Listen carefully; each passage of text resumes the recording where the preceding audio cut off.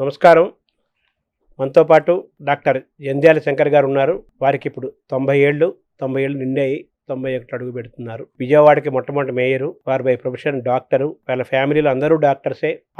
రాజకీయాల్లో ఉంటూ కూడా చాలా ఆరోగ్యకరమైన వాతావరణంలో రాజకీయాల్లో ఉండి మంచి పేరు తెచ్చుకున్నారు. విజయవాడ మేయర్‌గా కూడా చాలా గొప్ప పేరు తెచ్చుకున్నారు. వారు డాక్టర్‌గా ఉంటూ వాళ్ళ పిల్లల్ని కూడా అంతమంది డాక్టర్లుగా తయారు చేస్తూ మంచి డాక్టర్లుగా వాళ్ళు కూడా మంచి పేరు తెచ్చుకుంటున్నారు. అలాగే డాక్టర్‌గా అనేక మందికి, లక్షలాది మందికి వైద్యాన్ని అందించి ఆరోగ్యాన్ని ఇస్తూ తను కూడా ఎంతో ఆరోగ్యంగా ఫిట్‌గా ఉన్నారు. 90 ఇయర్స్‌కి ఇప్పటికీ వారు చాలా ఫిట్‌గా ఉన్నారు. అన్ని రకాలుగా మెంటల్‌గా, ఫిజికల్‌గా. వారి యొక్క ఫిజికల్ ఫిట్‌నెస్ యొక్క రహస్యాలు, సీక్రెట్స్, అలాగే ఇల్ హెల్త్ ఎందుకొస్తోంది, డిఫరెంట్ జనరేషన్స్‌ని వారు ఎన్నో ఏళ్ల నుంచి గమనిస్తూ ఉన్నారు. ఒక వైద్యులుగా, ఒక సీనియర్ మోస్ట్ సిటిజన్‌గా వారిని అడిగి హెల్త్ టిప్స్, హెల్త్ కాన్షియస్‌నెస్ ఈ విశేషాలన్నీ తెలుసుకునే ప్రయత్నం చేద్దాం. నమస్కారం డాక్టర్ గారు. నమస్కారం శర్మ గారు. సార్, మీకు 90 ఏళ్ళు చాలా ఫిట్‌గా ఉన్నారు. మొట్టమొదటి ప్రశ్న ఏంటంటే, మీ ఆరోగ్య రహస్యం ఏంటి? What are the secrets of your fitness? ఏవండి, రహస్యం అంటే ఏమిటండి? ఎవరికి చెప్పకూడదనే కదా. అదని బయట తెమ్మంటున్నాం. మామూలుగా ఆరోగ్యం అంటే కొన్ని ప్రిన్సిపల్స్ లైఫ్లో ఉంటే ఆరోగ్యంగా ఉంటారండి. దానికి తగ్గట్టు భగవంతుడి మీద నమ్మకం ఉండాలి, ఆయన యొక్క బ్లెస్సింగ్స్ కూడా ఉండాలి. మనం ఎంత జాగ్రత్తగా ఉన్నా కూడా అది కూడా అవసరం మనకి. ఇంకా ఏం చెప్పండి, ఏం స్పెసిఫిక్గా ఆన్సర్ చేయమంటారు? ఈ 90 ఏళ్ల మీ ఆరోగ్యకరమైన జీవితంలో ఇలా ఫిట్‌గా ఉండటానికి ఏమేమి కారణాలు అయి ఉంటాయని ఒక డాక్టర్గా మీరు అనలైజ్ చేస్తే? ఒకటి ఉందండి, ఏదో ఆయుర్వేదంలో ఒక చెప్తారు, దుఃఖత్రయాభిఘాత, 3 రకాల దుఃఖాలు ఉన్నాయి. అందులో ఫిజికల్ పెయిన్ అంటే ఏంటంటే, ఒక రిక్షావాడు చిన్న యాక్సిడెంట్ అయి కాలు విరిగింది అనుకోండి, వాడి సంపాదన ఆగిపోతుంది. దాంతో పెళ్ళాం బిడ్డని పోషించడం ట్రబుల్ వస్తుంది. దాంతో అదొక ఆదికం. తర్వాత ఏంటంటే, మన ఇదేంటంటే అంత కుటుంబంలో మంచి ఫ్యామిలీ అంతా బాగుందండి. అందులో ఏంటంటే ఏదో పిల్లలకి పెళ్లి కాలేదు, లేకపోతే సరిగ్గా కుర్రాళ్ళు చదవటం లేదు. దానివల్ల ఇవన్నీ కూడా ఈ పెయిన్స్ ఉండేటువంటి పేరెంట్స్. అలాగే మూడోది ఏమిటంటే, చక్కటి కుటుంబంలో పెళ్ళామో ఎవరో చచ్చిపోయారు అనుకోండి, ట్రమెండస్ ఎఫెక్ట్ ఉంటుంది ఫ్యామిలీలో. ఈ రకాల 3 ఆధ్యాత్మికం, ఆది దైవికం, ఫిలసాఫికల్, ఈ 3 దుఃఖాల వల్ల వచ్చే పెయిన్స్. అంటే అందుకని ఆయుర్వేదం సైన్స్ ఆఫ్ లైఫ్ అన్నారు. ఈ 3 జాగ్రత్త చేసుకోవాల్సిన అవసరం ఉంది. ఉదాహరణకి ఫర్ ఎగ్జాంపుల్, మనం చక్కగా భోజనం చేస్తున్నాం, లేకపోతే మంచి వైటమిన్స్ అన్నీ తీసుకొని ఏదో జాగ్రత్త తీసుకుంటాం అని అనుకున్నాం అనుకోండి, కానీ మెంటల్గా అనేక వర్రీస్ ఉండొచ్చు. అవన్నీ పెట్టుకోకూడదు. సో ముఖ్యంగా నిజం చెప్పాలంటే 1987 నవంబర్ 1వ నేను బైపాస్ సర్జరీ చేయించుకున్నాను. అప్పుడు నాకు అంతా 54 ఏళ్ళు ఎంత ఉందండి. అట్లాంటిది మరి నేను తిరుపతికి నడిచి ఎక్కాను, కొండలు గుట్టలు తిరిగాను, మానసరోవరం వెళ్ళాను. అన్ని నడక అంతా ఉండేది. అక్కడ ఏమిటంటే కొన్ని ఫిజికల్ ఎఫర్ట్స్ చేసుకోవాలి. అదేమిటంటే మనలో కొన్ని ప్రిన్సిపల్స్ ఉండాలండి. అదేమిటంటే ఫుడ్ విషయంలో చాలా కేర్ఫుల్గా ఉండాలి. నేను ఫుడ్ విషయంలో చాలా కేర్ఫుల్గా ఉంటాను. అంటే ఏమిటంటే, ముఖ్యంగా ఇతర వాళ్ళకి వచ్చానుకోండి, రోజు భోజనం చేసే దాంట్లో సగమే భోజనం చేస్తాను. That is very important. తర్వాత మామూలుగా కూడా ఎక్కువసేపు ఎక్కువ హెవీగా తినటం అనేది ఉండకూడదు. చాలా అవసరం 3-4 సార్లు తినచ్చు కానీ ఆకలిగా ఉంటే. తర్వాత ఏమిటంటే, నాకు వాళ్ళు ఆపరేషన్ చేసినప్పుడు అమెరికాలో డాక్టర్లు ఏం చెప్పారంటే, ఒక భోజనం అయ్యాక ముఖ్యంగా బైపాస్ చేసుకున్నాడు, ఒక 40 నిమిషాలు రెస్ట్ తీసుకోమన్నారు. ఎందుకంటే బ్లడ్ అంతా స్టమక్కి డైవర్ట్ అవుతుంది. డైవర్ట్ అయ్యేటప్పటికి మిగతా పార్ట్స్కి బ్లడ్ ఎక్కువ వెళ్ళదు. అక్కడికి వెళ్ళాల్సిన అవసరం ఉంది అనుకోండి, ఎక్కువ శ్రమ పడుతుంది హార్ట్. అందుకని రెస్ట్ తీసుకుంటే ఆ సమస్య ఉండదు. అయితే మామూలుగా నిద్రపోవటం, పనుకోవటం, నో జస్ట్ రెస్ట్. అంటే భోజనం చేశాక ఒక ఈజీ చైర్లో పడుకొని కాళ్ళు చాపుకొని రిలాక్స్ అయితే చాలు. ఆ టైంలో కాస్త టైంలో నిద్ర వస్తే వచ్చింది, తప్పు చేసుకోలేదు. కానీ మామూలు వాడికి ఏం చెప్తారు, వాక్యం మైల్ ఆఫ్టర్ మీల్ అని అంటూ ఉంటారు. జనరల్గా ఆరోగ్యం ఉండేవాళ్ళు ఆ పని చేయొచ్చు. కానీ బైపాస్ ఇలాంటివన్నీ చేసుకున్న వాళ్ళు. అంతకన్నా ఒక మోస్ట్ ఇంపార్టెంట్ ఏంటంటే, మెంటల్గా హ్యాపీగా ఉండటానికి ప్రయత్నం చేయాలి. 2 ఉన్నాయి. భగవద్గీతలో స్థితప్రజ్ఞుడు అంటారు. ఏదో బంగా ఏదో లాటరీ పెద్ద సంతోషం పొంది గుండె బద్దలు ఒక్కర్లేదు. ఏదో చాలా కష్టం వచ్చిన అతిగా విచారం take things as they come. దేవుడు చేసే నిర్ణయం అని చెప్పి కొంతసేపు ఏదో బాధపడ్డా మిగతా ఫిలసాఫికల్గా తీసుకొని, దట్ ఈస్ ఏదో ఎలక్షన్లో నుంచోవాలి, ఓడిపోయాను, లేకపోతే ఇదో ప్రయోజనం ఏముంది? యూ ట్రైడ్ సంథింగ్, దేవుడు డిఫరెంట్ వే చేశాడు అలాగనమాట. సో ఫిలసాఫికల్గా తీసుకోవాలి మనం ఏది జరిగినా కూడా, అది చాలా అవసరం అండి. తర్వాత ఏమిటంటే ఇంకోటి చెప్పాడు వాడు డేల్ కార్నీ అనేవాడు, how to stop worry and start living అని, how to make friends and influence people, ఇలాంటి ఎన్నో బుక్స్ రాశాడు. ఇప్పటికీ సేల్స్ జరుగుతూనే ఉంటాయి. అందులో how to stop worry and start living చాలా నచ్చింది. వాడు ఏం చెప్తాడంటే, keep your self busy with something bigger than your self, you will not have any time to worry. బిజీగా ఉంటారు, ప్రయత్నం చేయి. మా అబ్బాయి అమెరికాలో ఉన్నాడు ఎట్లా, కూడా మా అమ్మాయి అమెరికాలో ఉంది ఎట్లా ఉంటాడు, వీళ్ళు ఎట్లా, ఏవి బర్రీ పట్ల టైం ఉండదు. అది ఒకటి. రెండోది, if you can do something for somebody, do it, don't expect gratitude. భగవద్గీతలో చెప్పిన మరి నేను వాడు కాస్త ఇంగ్లీష్లో రైట్స్గా రాశాడు. అంటే అతను కూడా అతని జీవితాల్లో నుంచి చెప్పినవే కదా, అంతే లైఫ్ కదా. నిజంగా మన ఇండియన్ ఇది ఇప్పుడిప్పుడే కాస్త మన వాళ్ళకి తెలుస్తుంది కానండి. అదర్వైజ్ వెస్టర్న్ ఇన్ఫ్లుయెన్స్ 300 ఏళ్ళు పరిపాలించేటప్పటికి బ్రిటిష్ వాళ్ళ యొక్క ఇన్ఫ్లుయెన్స్ మన మీద చాలా ఉంది. చాలామంది మా చిన్నప్పుడు పోగులు పెట్టుకోవడానికి భయపడేవాళ్ళు, బొట్టు పెట్టుకోవడానికి భయపడేవాళ్ళు. అది ఒక భయపడేవనుకో, అదేదో సిగ్గుపడేటువంటి యాక్ట్ అని అనుకునేవాళ్ళు. ఇప్పుడే కాస్త మొహమాటలు లేకుండా, ఎందుకంటే ఇట్స్ ఎ టైం నౌ. మన హిందుత్వం ఎంత దెబ్బతింటోంది, హిందువులని అంత ఇదిగా చూస్తున్నారు. మనం వీ బిలాంగ్ టు రిలీజియన్. రోజు పూజలు చేయక్కర్లే, పురస్కారాలు చేయక్కర్లే, గుడ్ మనిషిగా ఉండి. బికాజ్ ఒకటి చెప్పాలి, ఏ మతమైనా హ్యూమన్ నేచర్ మీద ఆధారపడి ఉంటుంది, సైకాలజీ మీద ఆధారపడి ఉంటుంది, నమ్మకాలని క్రియేట్ చేస్తుంది. అది ఇంపార్టెంట్. నేనేదో బ్రహ్మాండంగా ఎవడో మర్డర్ చేశాను, లేకపోతే దొంగతనం చేస్తాను, ఎవడు చూడలేదు, ఎవరికి తెలియదు, అక్కర్లేదే, పైనుంచి ఎవడో అబ్జర్వ్ చేస్తున్నాడు, వాడికి అన్నీ తెలుసు, వాడు పని చేస్తాడు అనే ఫియర్ కాంప్లెక్స్. అంటే ఇది కర్మ సిద్ధాంతమే కదా మీరు చెప్తున్నారు. సో అదొకటండి. తర్వాత ప్రిన్సిపల్స్ కొన్ని ఉండాలి. అందులో ఒకటి ఏమిటంటే, మనం ఏదో 3 రోజులు 3 గంటలు ప్రార్థన చేసి ఎవరినెత్తిన చేతులు పెడదామో, ఎలా డబ్బు అంటే అగేన్స్ట్ ది లా కానీ ఇంకో విధంగా సంపాదించాలి, వాళ్ళకి ఏవి ఎప్పుడప్పుడు ఏదో వర్రీ ఉంటుంది. ఐ సీన్ మెనీ ఫ్యామిలీస్, బోల్డంత డబ్బు ఉంటుంది, కానీ కొన్ని సాంఘికంగా కొన్ని మంచి పనులు చేయకపోతే గాడ్ విల్ పనిష్. ఇప్పుడు లాంగివిటీకి ముఖ్య కారణం అంటే పీస్ ఆఫ్ మైండ్ ఉండాలండి, హెల్దీ థింకింగ్ ఉండాలి. ఒకరిని మోసం చేయాలని కానీ ఒకరికి ఏదో అన్యాయం చేయాలి ఉండకూడదు. ఇవన్నీ చాలా హెల్ప్ చేస్తాయి గుడ్ హెల్త్ మెయింటైన్ చేయటానికి. కొందరు ఏంటంటే కర్మంజాలకి ఏదో వచ్చింది, క్యాన్సర్ ఎందుకు వచ్చింటే ఎవరు చేశాడు, కొన్ని వెధ పనులు చేస్తే కొన్ని రకాల వ్యాధులు వస్తాయి. ఏం చేశాడు క్యాన్సర్ వచ్చింది, పూర్వజన్మలో ఏదో పాపం చేసి అందుకని వచ్చింది అనుకోవాలి అంతే. అంతేగాని ఏదో ఫ్రిక్షన్ ఎక్కువ ఉంది 2 పార్ట్ల మధ్యలో అందుకని అక్కడ క్యాన్సర్, ఇవన్నీ చాలా థియరీలు ఉన్నాయి.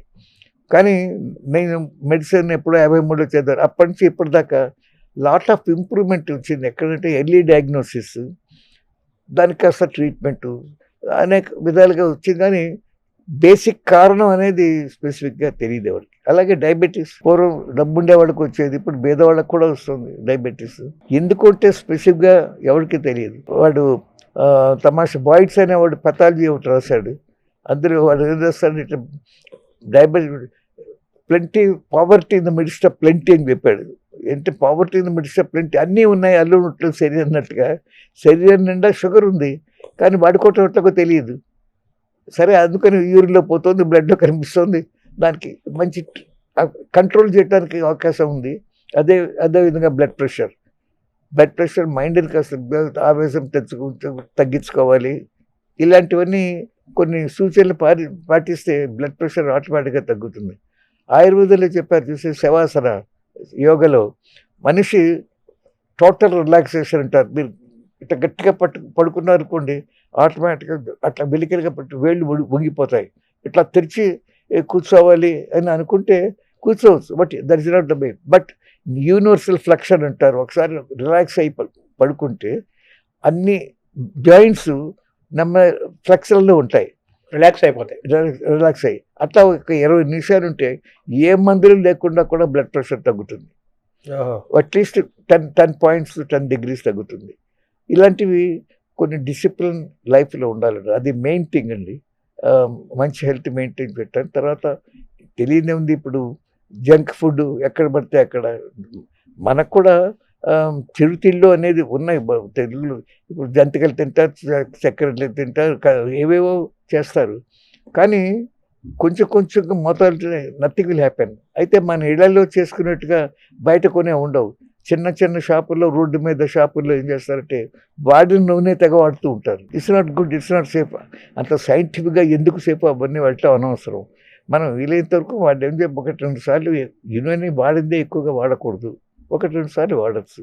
ఇలాంటి కొన్ని డిసిప్లిన్ తీసుకోవటం అవసరం.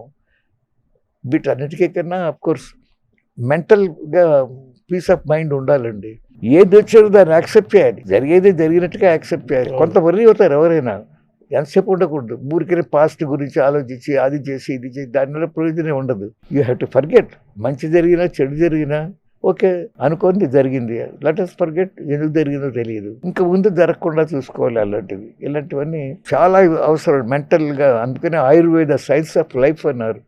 ఆయుర్వేద అంటే మెడిసిన్ అంటే ఏదో ఒక మందు, ఏదో పుండు వేసేది మందు రాయి, లేకపోతే ఇంకోటి ఏదో తుమ్ములు వస్తే ఒక మందు వేసుకో. మందు is different from total life, science of life. ఆది భౌతికం, ఆధ్యాత్మికం, ఆది దైవికం. ఆధ్యాత్మిక అంటే ఫిజికల్ పెయిన్. ఆధ్యాత్మ అంటే నేను చెప్పాను ఇందాక, ఏదో క్లోజ్గా ఉండేవాళ్ళు చక్కటి సంస్థలు చనిపోవటం ఏదైనా జరుగుతుంది, పిల్లలు సరిగ్గా చదవకపోవటం జరుగుతుంది. ఇలాంటివన్నీ దాన్ని ఆధ్యాత్మికంగా ఉంటారు. ఆది దైవికం అంటే మంచి పొలాలు ఉన్నాయి, పొలాలు సంక్రాంతికి పంట చేతికి వస్తుంది, బ్రహ్మాండంగా పనిచేసే వాళ్ళందరూ కూడా డబ్బులు అన్నీ ఇస్తూ ఉంటారు. కానీ ఏం జరుగుతుంది, స్వరాయమే వస్తుంది, తుఫాను వస్తుంది, పంట పోతుంది. వాడు అప్పు చేసి అనేక మందులని తెచ్చి అనేక విధంగా. సో అది దైవికం. అది దైవికంగా కూడా అది ఇవన్నీ they causes diseases in the human being. So వాటిని తట్టుకోవటానికి ఏమిటంటే మానసికం మనం నేర్చుకోవాలి. కొన్ని ప్రిన్సిపల్ జరిగేవి జరుగుతూ ఉంటాయి, మనం ఏమి తప్పు చేయకుండా ఉండటానికి ప్రయత్నం చేయాలి. ఆ పైన దేవుని యాక్సెప్ట్ ఇట్, అది ఇంపార్టెంట్ అండి. ఇప్పుడు నేను వచ్చినాక మనం యాక్సెప్ట్ చేయాలి. అంటే మానసికంగా మనం ప్రిపేర్ అవ్వాలి, అన్నిటిని సమానంగా తీసుకోవాలి. ఇప్పుడు జీన్స్ యొక్క పాత్ర ఎలా ఉంటుంది సార్ ఆరోగ్యం మీద? జీన్స్ అండి యా అసలు వంశపారంపర్యంగా thieves are made but not hereditary ఏవో చెప్తారు. మనకి జాతకాలు చూడటం అనేక ఎందుకు చూస్తున్నారంటే తల్లిదండ్రుల నుంచి అనేక పోలికలు వస్తాయి. పోలికలు అంటే మొహం మీద ఫిజికల్ ఫీచర్సే కాకుండా మేనరిజమ్స్లో కానివ్వండి, నిర్ణయాలు ఎంచుకోవటం అన్నిట్లో డెఫినెట్గా జీన్స్ ఎఫెక్ట్ చాలా ఉంటుందండి. అందుకనే మన వాళ్ళు చాలా కేర్ఫుల్గా చూస్తూ ఉంటారు. అయితే ఏమిటంటే వెస్ట్రన్ కంట్రీస్లో ఏదో లవ్ చేస్తారు, పెళ్లి చేసుకుంటూ ఉంటారు, అయితే అంతసేపు కోర్టుగా తిరుగుతూ ఉంటారు. ప్రతి 4 మ్యారేజ్లో 3 డైవర్స్ అవుతారు, కేసులు కూడా ఉన్నాయి. అది మన ఇండియాలో కూడా స్టేజ్ వస్తుంది అన్ఫార్చునేట్లీ. బికాజ్ మన యంగర్ జనరేషన్లో ఈ వెస్ట్రన్ ఇన్ఫ్లుయెన్స్కి చాలా బానిసలు అవుతున్నారండి. నిజం చెప్పాలంటే నేను అమెరికాలో చాలా కాలం ఉన్నాను, వెళ్ళి అమెరికాలో ఉండే మన వాళ్ళు ఎంత శ్రద్ధాభక్తులతో మన పండగలు పద్ధతులు చేస్తున్నారో నేను మొహమాటలో కూడా చెప్పాలండి. అట్ల తద్ది ఏంటో ఏమిటో అమెరికాలో తెలుసుకున్నా. అంతకుముందు ఏదో మన ఇంట్లో అట్ల తద్ది అనేవాళ్ళు, ఏదో అట్లు గిట్లు ఇచ్చుకోవడం, బట్ ఏమిటి సిగ్నిఫికెన్స్ అలాంటివన్నీ. తర్వాత చక్కగా మన వాళ్ళు ఉపనయనాలు చేస్తున్నారు, లేకపోతే మంచి పెళ్ళిళ్ళు చేసేటప్పుడు పెళ్ళిళ్ళు చేస్తున్నారు, చక్కగా బ్రాహ్మణ్ పెట్టుకొని చక్కగా ప్రింట్అవుట్ చేస్తున్నారు ఇంగ్లీష్లో ప్రతి ఈవెంట్కి. వాట్ ఈస్ ద సిగ్నిఫికెన్స్, ఇదేమిటి ఇదేమిటి ఇదేమిటి, ఇది ఎందుకు చేస్తున్నారు. సో వెస్ట్రన్ పీపుల్ గెస్ట్ ఎవరినో వచ్చినా, ఇంకో నార్త్ ఇండియన్స్ ఎవరినో వచ్చినా, అసలు ఈ మంత్రాల సిగ్నిఫికెన్స్ ఏమిటి అనేది ఇక్కడ తెలియట్లే. ఏదో వచ్చాడు సత్యావృతం అంటే మీకు ఏమంటే గంటలు చేయమంటారా, 4 గంటలు చేయమంటారా అని అడిగే పరిస్థితిలో మనం ఉన్నాం ఇక్కడ. వేరే they do it so systematically and physical అంటే చేసి నమ్మకం ఉండేవాళ్ళు. అది ఇప్పుడు బాగా కల్టివేట్ అవుతుంది పూర్వం కన్నా. మీ లైఫ్ స్టైల్ ఎలా ఉంటుంది సార్? మార్నింగ్ నిద్రలు వచ్చినప్పటి నుంచి మీ ఎలా అలవాటు? అంటే యాక్టివ్గా మొత్తం మీద నేను I keep my self very busy అండి. ప్రస్తుతం ఏమిటంటే I'm very busy, extremely busy, but Jack of waters master of నన్ను అన్నట్టుగా కాకుండా బిజీగా ఉంటుంది. కానీ నో ప్రాక్టీస్ నథింగ్, నేను అన్నీ వదిలేసాను. Everything is doing well. జనరల్గానండి మార్నింగ్ పూట I get up, have cup of coffee తాగి వాకింగ్కి వెళ్తాను. ఎన్ని గంటలకు లేస్తారు సార్ మార్నింగ్? 5:30, 6కు లేస్తానండి. మా అయితే మ్యాక్సిమం 6:30 ముందు లేచి కప్ కాఫీ తాగి వాకింగ్కి వెళ్తాను. At least 40 minutes to 1 hour. That helps a lot. ఎందుకంటే walking is the best exercise అండి. మన చేతులు కాళ్ళు అన్నీ ఆడుతుంటే మీకు ప్రతి పార్ట్ ఆఫ్ ద బాడీకి సర్క్యులేషన్ వెళ్తుంది. That is very important. మీరు చూస్తుంటారు కొందరు పేషెంట్లని అట్లాగే మంచం మీద పడుకోబట్టి బెడ్ సోర్స్ వస్తాయి. ఎంత హార్బుల్ సఫరింగ్ అనమాట. అందుకని ఇప్పుడు ఏదో అనేక ఇంప్రూవ్మెంట్స్ వచ్చాయనుకోండి ట్రీట్మెంట్లో, అటు తిప్పి మెడ కింద సాఫ్ట్ వాటర్ బెడ్స్ అని ఏదో చేసి బెడ్ సోర్స్ రాకుండా చూస్తున్నారు. ట్రీట్మెంట్ ఆ విషయాల్లో చాలా ఇంప్రూవ్మెంట్ జరిగింది. అందులో ఇప్పుడు కంట్లో క్యాటరాక్ట్లు అవి తీసుకోండి, ఏదైనా చూసి ఎంత ఫెంటాస్టిక్ డెవలప్మెంట్ వచ్చింది సర్జరీస్లో. బట్ న్యాచురల్ వాక్ అనేది చాలా ఇంపార్టెంట్ అండి. తర్వాత నథింగ్ లైక్ యోగా. ఇప్పుడు వెస్ట్రన్ కంట్రీస్లో యోగా ఎంత పాపులర్ అయిందంటే ఎవరు ఊహించలేరు. బికాజ్ ఇంట్లో ఖర్చు లేకుండా కూర్చొని చేసే ప్రక్రియ, బాడీ ఎక్సర్సైజ్, మెంటల్ ఎక్సర్సైజ్ యోగాని మించింది లేదు. They all realised it. అంటే నేను యోగా పెద్దగా చేయకపోయినా but most of the things I follow silently. 45 నిమిషాల నుంచి 1 అవర్ వాకింగ్ చేసిన తర్వాత మళ్ళీ ఇంటికి వచ్చి మెడిటేషన్ అలాంటివి ఏం చేస్తారా? యోగా లాంటివి meditation some times by walking I do a lot of meditation. తర్వాత ఇంటికి వచ్చినప్పుడు దేవుడు బన్నీ కాస్త పూలు చేస్తాను. అంత దేవుడి దగ్గర ఎక్కువ స్పెండ్ చేయని టైము. బట్ మానవ సేవే మాధవ సేవ అన్నట్టుగా చెప్పాను. అంటే కుడి చేతితో చేసే పైన అరం చేతికి తినట్టుగా you help people if you can. Don't expect gratitude. టెరిఫిక్గా ఫాలో అవుతాను నేను. నాకు దాని మంచి ఫలితాలు కూడా వస్తాయి. I got lot of examples. ఎక్కడో ముక్కు తెలియని వాడు ఎక్కడ లేని సహాయం చేశాడు. అది I can't imagine that kind of. అంటే మనం చేస్తున్న సహాయము ఏమి ఆశించకుండా చేసే సహాయానికి అనేక రూపాల్లో మనకు కూడా సహాయం అందుతూ ఉంటుంది. కాంపౌండ్ ఇంట్రెస్ట్ వస్తుంది. అదే ఇంకా అసలు వడ్డీలు అసలు వడ్డీ చక్రవడ్డీ బారు వడ్డీలతో వస్తుంది. దేవుడే ఇస్తాడు. అది ఇస్తాడు. మనం ఏం ప్రయత్నం చేయక్కర్లేదు. ఈ బ్రేక్ఫాస్ట్ టైమింగ్స్ ఎన్ని గంటలకు? నేను పూర్వం తినేవాడిని, ఇప్పుడు మానేశాను. బ్రేక్ఫాస్ట్ మానేసా. ఇలా fruit or something, just cup of coffee, some fruit. Again 12:30 ఆ టైంలో వెరీ లైట్ మీల్. చెప్పాను కదా, హాఫ్ స్టార్వేషన్తో మామూలుగానే చాలా తక్కువ తింటాను. ఇతర ఊళ్ళకి వస్తే ఇన్ఫ్యాక్ట్ నిన్న చాలా గొప్ప సమావేశం జరిగింది. మన నోరి దత్తాత్రేయ గారు one of the top most oncologist, అంటే క్యాన్సర్ ట్రీట్మెంట్లో ఆయన వచ్చారు. బజార్ చీఫ్ మినిస్టర్ కూడా వచ్చాడు. అనుకోకుండా 2 గంటల పైన మీటింగ్ జరిగింది. అందరూ చక్కగా మాట్లాడారు. ఇంటికి వచ్చారు, ఏం భోజనం చేయలేదు. ఒక కప్ ఆఫ్ మిల్క్, ఇదే ఫ్రూట్ జ్యూస్, ఏదో ఫ్రూట్ అది తీసుకున్నాను. సో మార్నింగ్ బ్రేక్ఫాస్ట్ మానేశారు. 12-12:30 లైట్గా మీల్స్, ఏదో ఒక పప్పు లాంటిది, ఒక కూర, సాంబార్, రసం, కర్డ్స్. తర్వాత ఈవినింగ్ అంటే no meal, regular meal at all. Even భోజనంలో కూడా అన్నం తక్కువ, మిగతావన్నీ ఎక్కువగా ఉండేట్టుగా తింటారు. కర్రీస్ పార్ట్ దట్ ఈస్ మోర్గా ఉండేట్టుగా.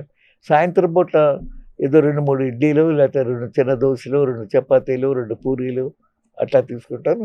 ఫ్రూట్ తింటాను. Fruits I like very much. Fruits పూర్వం కొన్నాళ్ళు పాలు తాగేవాడిని, ఇప్పుడు మజ్జిగ మళ్ళీ సరదాగా తాగినా అని అనిపిస్తుంది. తర్వాత ఆల్ సడన్ ఒక మంచి స్నేహితుడు, ఆయుర్వేద స్నేహితుడు ఏం చెప్పంటే 2 డ్రగ్స్ రెగ్యులర్గా వేసుకోమన్నాడు. అశ్వగంధ ఒకటి, శిలాజిత్ తోటి, ఏదో డోస్ చెప్పాను, 2 డేస్ మాత్రం అది ఇదని. They are really good. Stamina ఇస్తుంది, నీరసం అది ఎక్కువ రాకుండా హెల్ప్ చేస్తుంది. తర్వాత బైపాస్ చేసుకున్నాక ఏదో దాని సర్క్యులేషన్ బాగా జరగటానికి, క్లాట్స్ ఫామ్ ఉండటానికి అలాంటి మెడిసిన్స్ ఏవో తీసుకుంటాను. ఎన్ని గంటలకు పడుకుంటారు సార్? మీ ఈవినింగ్ డిన్నర్ ఎన్ని గంటలకు అయిపోతుంది? ఈవినింగ్ 8 to 9 కానీ నేను తీసుకోనండి. తర్వాత 11 దాకా నేను పేపర్ చదవటం, పుస్తకం చదవటము, లేకపోతే మన టీవీ చూడటము అన్నీ చేస్తుంటాను. టీవీ కూడా న్యూస్ ఐటమ్స్ చూస్తాను తప్ప ఈరోజు వరకు ఏ ఒక్క సీరియల్ కానీ లేకపోతే ఏ ఒక్క సినిమా కానీ చూడలేదు టీవీలో. వాటికి ఎడిక్ట్ అవ్వలేదు అంటే ఎడిక్ట్ కాలేదు. ఏదో వార్తలు చూడటము, వాస్తవం ఇంటర్నేషనల్ న్యూస్ అది చూస్తుంటారు. తర్వాత మీరు మేయర్ అంటే రాజకీయాలనే చెప్పాలి కదా. అందులో విజయవాడ అంటే ఒక పొలిటికల్ క్యాపిటల్ అంటారు. ఉమ్మడి ఆంధ్రప్రదేశ్ ఉన్నప్పుడు. ఇప్పుడు విజయవాడ అంటే ఒక పొలిటికల్ రాజధాని, రాజకీయ రాజధాని, పొలిటికల్ క్యాపిటల్ అంటారు ఆంధ్రప్రదేశ్, ఉమ్మడి ఆంధ్రప్రదేశ్. అటువంటి విజయవాడలో మీరు మేయర్ అయ్యారు. అది ఎలా సాధ్యమైంది? అలా అది వెరీ గుడ్ క్వశ్చన్ అండి. మా నాన్నగారు ఎంత బిజీ డాక్టర్ అయినా కూడా దాదాపు 40 ఏళ్ళు కౌన్సిలర్గా ఉన్నారు. తర్వాత మున్సిపల్ చైర్మన్గా కూడా చేశారు. ఆయన చైర్మన్గా ఉన్నప్పుడు 1959లో నా పెళ్ళయింది. అంటే మే 20 నేను 66వ మ్యారేజ్ యానివర్సరీ చేసుకుంటాను. మా పిల్లలు 89లో నేను మేయర్గా ఉన్నప్పుడు జరిగింది. అయితే నేను ఫస్ట్ మేయర్ని కాదు, ఫస్ట్ డైరెక్ట్లీ ఎలక్టెడ్ మేయర్. అంతకుముందు కౌన్సిలర్స్ మేయర్ని ఎన్నిక చేసుకునేవాళ్ళు. నేను మన ఎన్టీ రామారావు గారు అట్లా కాదు, డబ్బులు ఇచ్చి కొనుక్కుంటారు, అది చేస్తారు. డైరెక్ట్ ఎలక్షన్స్ ఉంటే కొంత ఏ పార్టీ వాడికి అసలు మడక మీద తలకాయ ఉన్నవాడిని సెలెక్ట్ చేస్తారు. పైగా వాడిని ఎవరు భయపెట్టక్కడ దించేస్తాం, అది చేస్తాం, ఆ పని చేయబోతే అది అనేక అర్థం లేని అగేన్స్ట్ రూల్స్ అవకాశాలు ఉన్నాయి. లంచం అడుగుతారు ఇవన్నీ పెడితే డైరెక్ట్ మళ్ళీ ఎవరేం చేయలేరు. అట్ బెస్ట్ మీకు ఇష్టమైతే ఆయన చెప్పిన ప్రపోజల్స్ డోనర్స్, అది ప్రజలు వాచ్ చేస్తారు. దేశం కోసం ప్రజల కోసం మంచి ప్రపోజల్ చేస్తే ఆ విధంగా నేను ఏమైందంటే అనేక పొలిటికల్ రీజన్స్ చెప్పే ఉంది. బెజవాడలో కొన్ని కమ్యూనిటీలు డామినేట్ చేస్తాయి అండ్ కొన్ని కమ్యూనిటీలు చాలా ఎంత తెలుగు వాళ్ళు ఉన్నా ఎవరన్నా నొక్కేస్తుంటారు. సో పెక్యులర్ సర్కమ్స్టెన్సెస్లో బంగారావు గారు నన్ను సెలెక్ట్ చేశారు మేయర్ క్యాండిడేట్గా డైరెక్ట్ ఎలక్షన్స్లో. నేను చాలా చక్కగా గెలిచాను. అయితే తర్వాత వాళ్ళు వచ్చి ఏం చేశారంటే పొలిటికల్ ఎవరిని మెన్షన్ చేయటం లేదు, మళ్ళీ ఇండైరెక్ట్ ఎలక్షన్స్ తెచ్చారు. సో పాత పద్ధతి మళ్ళీ మొదలైంది. ఇప్పుడు ఎవరో మేయరో ఎవరో తెలియదు, కానీ బై గాడ్స్ గ్రేస్ ఎప్పుడో 35 ఏళ్ళ కింద నేను చేసిన మేయర్గా నలుగురు గుర్తుంటుకుంటారు. ఇప్పటికీ ఐ డిడ్ వెరీ చాలా కష్టపడి కొన్ని మంచి పనులు చేశాను. అదేమిటంటే ఒకటి రెండు చెప్తాను. 136 మురికి వాడలకి British total grant of 50 crores rupees ఆ రోజుల్లో తీసుకొచ్చాను. అదేమిటంటే the biggest aid British government has given to any city in the developing nation. అదొక క్రెడిట్గా 130 అంటే ఆల్మోస్ట్ 49,000 ఫ్యామిలీస్ 2.5 లక్షల పీపుల్కి బెనిఫిట్ అయ్యే పనులు చాలా చేసామండి. That is one I did. Second thing, Bezawada సంగతి తెలిసిన బ్లేజ్వాడ అనేవాడు అర్ధరాత్రి 2 3 వరకు కూడా వడగాడు కొట్టేది. ఎందుకంటే కొండల మీద బోడికొండలు అంటే ఒక చుట్టూ ఉండేది కాదు. నేనేం చేశానంటే vice admiral Chopra Eastern Naval Command ఆయనకు ఉత్తరం రాశాను. ఏమంటే మీకు హెలికాప్టర్స్ ఉంటాయి కదా, మీ హెలికాప్టర్ ఇచ్చినట్లయితే నేను కొండల మీద విత్తనాలు చల్లితే మా ఊరికి అసలు బాగుపడుతున్నాడు. అరే నన్ను ఎవరు అడగలేదు ముందు అని చెప్పి గ్రాంటెడ్ అన్నాడు.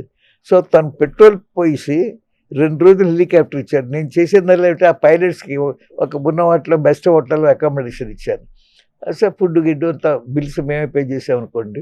నేను నా చేత్తో 2 రోజుల పాటు హెలికాప్టర్లో విత్తనాలు చల్లాను. గ్రీనరీ కోసమా అండి? గ్రీనరీ ముందు ఏమిటంటే మాకేమైతే అటు సన్లైట్కి హీట్ వచ్చేసి రేడియేషన్ ఆఫ్ హీట్ బడగాలు కొట్టేది రాత్రి పూట. అది ఆగిపోయింది. ఎందుకంటే మొదట్లో వాటిని వస్తున్న వాటి కొమ్మలుగా ముంచేసి ఏదో కోతులు విరిచేసి అని చెప్పి వాళ్ళు వంట తిరుగు వాడుకునేవాడు. తర్వాత వాళ్ళు రియలైజ్ చేశారు ఇప్పుడు 30 అడుగులు ఎత్తు 20 అడుగులు చెట్లు వచ్చినాయండి, అసలు బడగాలంటూ తెలియదు. 1935లో నేను పుట్టినప్పుడు బెజవాడలో టెంపరేచర్ 121 డిగ్రీలు ఫారెన్హీట్ అండి. 120 యూ కెన్ ఇప్పుడు 40 డిగ్రీలు సెల్సియస్ కన్నా ఇది అవుతుంది. అప్పుడు ఏమైంది 120 ఈక్వల్ టు అబౌట్ 40 అవుతాయి. తర్వాత అప్పుడు తూములు ఉండేవి కదా కడగటానికి, వాటి బెరడా కొట్టి గడపల వరకు నీళ్లు పోసి కొత్త కిందికి జారిపోతూ పోసి చేసి వట్టి వేళ్ళ తడకలు పెట్టి ఒక సర్వీస్ రెగ్యులర్గా నీటితో తడుపుతూ ఉండే ఏర్పాటు చేసి సర్వ్ అయ్యాయి అన్నమాట. అంత బెడిగి ఉండేది అప్పుడు. జనరల్గా బిజినెస్ పీపుల్ బిజినెస్ చేసేవాళ్ళు, అలాగే రాజకీయాల్లోకి వచ్చిన వాళ్ళు అంతకుముందు ఆరోగ్యంగా ఉన్నా కానీ బిజినెస్లోకి వచ్చిన తర్వాత డబ్బులు సంపాదించినా కానీ ఆరోగ్యాన్ని కోల్పోవటం, అలాగే రాజకీయాల్లోకి వచ్చిన తర్వాత ఒత్తిళ్ళు, ప్రతివ్యూహాలు, కుట్రలు, కుతంత్రాలు, తను కాపాడుకోవటం కోసం రకరకాల దీంతో ఒత్తిడికి గురయ్యి వాళ్ళు అనారోగ్యానికి గురవుతుంటారు. ఇలా బిజినెస్ పీపుల్, రాజకీయ నాయకులు. మీరు రాజకీయాల్లోకి వచ్చి కూడా మీ ఆరోగ్యం దెబ్బతినకుండా ఎలా కాపాడుకున్నారు? వెరీ సింపుల్ అండి, క్లీన్ మైండ్ ఉండాలి. ఎవ్రీ మినిట్ మీకు అధికారం ఉంటకాలం నలుగురికి సహాయం చేయడానికి ప్రయత్నం చేయాలి. That I been keeping in mind which I did.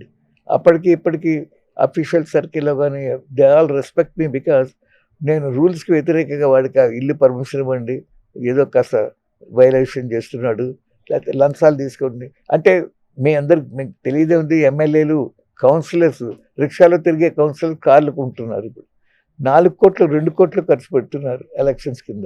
మీకేం ఖర్చు అయింది అప్పుడేమన్నా? మంచి క్వశ్చన్ ప్రశ్న సార్. నిజం చెప్పాలంటే డైరెక్ట్ ఎలక్షన్ అవును. 50 డివిజన్లో ఒక డివిజన్లో కార్పొరేటర్గా ఉండేవాడే 2-3 కోట్లు ఖర్చు పెడుతున్నాడు. ఇప్పుడు నాకు మీరు చాలా మంది 20,000 ఖర్చు అయింది. ఎందుకంటే నేను చెప్పాను 50 డివిజన్లో నాకు వెంగళరావు గారు మేయర్ క్యాండిడేట్గా సెలెక్ట్ చేసినప్పుడు, జలగం వెంగళరావు గారా? జలగం వెంగళరావు గారు కాంగ్రెస్ ప్రెసిడెంట్గా ఉండేవాడు. అవును. అప్పుడు NT Rama Rao chief minister, Telugu Desam rule చేస్తుంది. ఉండి నన్ను సెలెక్ట్ చేశాక అందరితో చెప్పాను, బాబు అనుకోకుండా నన్ను సెలెక్ట్ చేశారు, మీ డివిజన్లో మీకు ఎలాగో ఓటు అడుగుతారు కదా, మాతో పాటు మా మేయర్ క్యాండిడేట్ శంకర్ గారు, ఆయనకి దయచేసి ఓటేయండి అని మీరు అడగండి, ఏదో ఫ్యాంప్లెట్ అని ప్రింట్ చేసి నేను ఇస్తాను, అందుకు మీకు అందరికి తలో 2,000 ఇస్తాను. వాడు ఇంతేనండి, అంతకన్నా ఇవ్వలేనే బాబు. నేను నలుగురిని అడిగి ఇప్పుడు కొన్ని కులాల వాళ్ళండి, మతాల వాళ్ళండి, అరే మనవాడు చిన్నవాడు అని చెప్పి కమ్యూనిటీ వచ్చి ఫండింగ్ చేస్తారు. నాకు అలాంటిది ఏమీ లేదు. మా వెరీ క్లోజ్ ఫ్రెండ్స్, మా చుట్టాలు ఎవరొకళ్ళు తలో 1000 ఏదో వాళ్ళ కార్డులో పంపించారు. అంతా కలిపి ఒక 30,000-40,000 ఖర్చు అయిందండి. అందులో ఒక 20,000 నా ఫ్యామిలీ ఖర్చు, నా ఫ్యామిలీ ఓన్ ఖర్చు.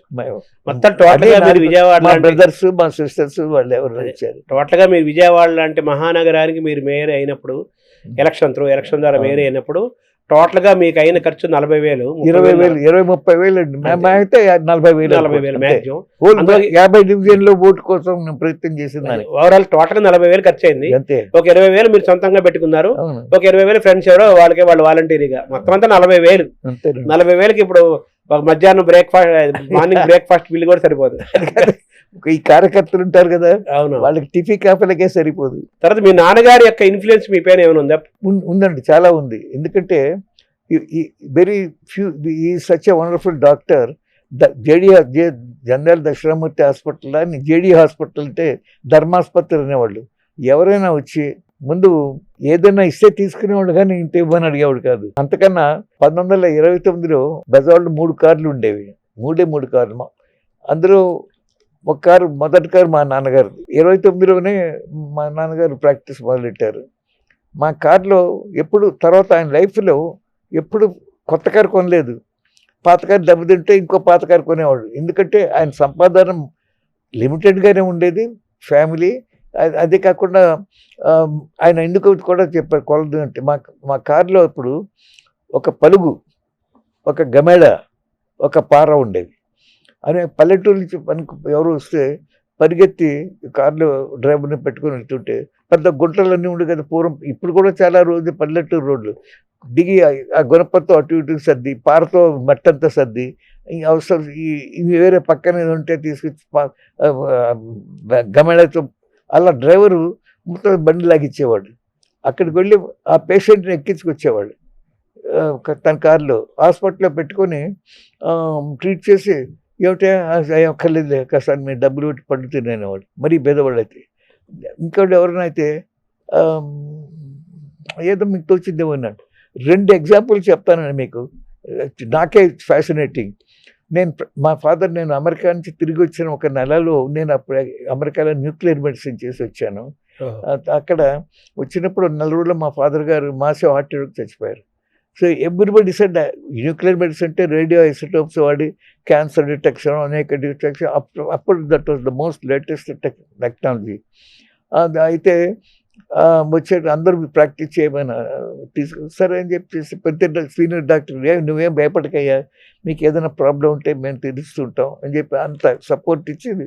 ఎందుకంటే 3 ఏళ్ళు 4 ఏళ్ళు అంతకుముందు ఏసీఐ హాస్పిటల్, ఏదో తిరుపూర్ గవర్నమెంట్ హాస్పిటల్లో పనిచేశాను, ఎంప్లాయీ స్టేట్ ఎక్స్చేంజ్ వాళ్ళ దాంట్లో.